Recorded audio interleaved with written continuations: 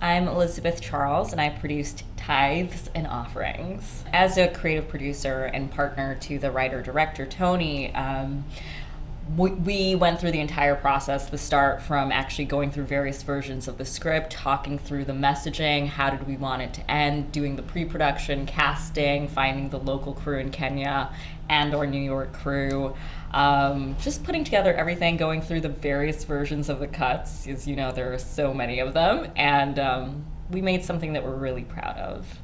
I'm technically an alum of ShortFest. Films that I've produced have been in the festival before, but I've never physically been able to come before, and so I was really excited to be able to come this year in person and just be with the other filmmakers. It's been a great experience. I am a forum buff. Whenever I go to film festivals, the one thing that I'm always waiting on is to sit in and listen to other professionals tell their stories. I think there's so much knowledge to be gained in just hearing other people talk and having the opportunity to do that.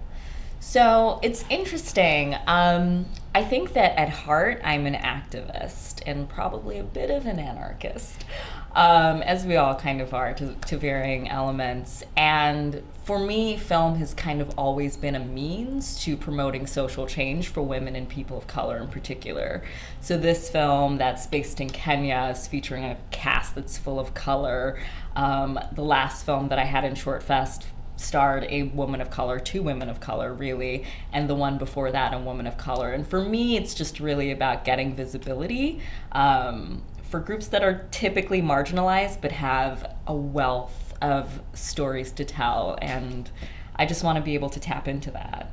The main piece of advice that I would give to someone who's just starting out is to remember that you have an individual voice.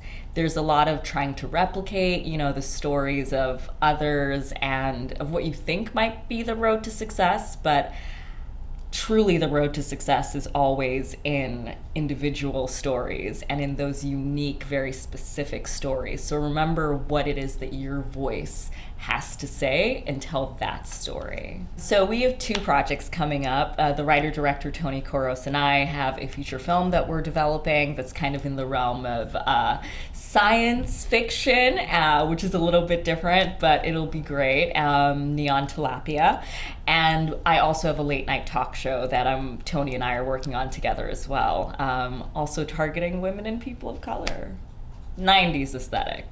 A little bit of nostalgia, but it's fun.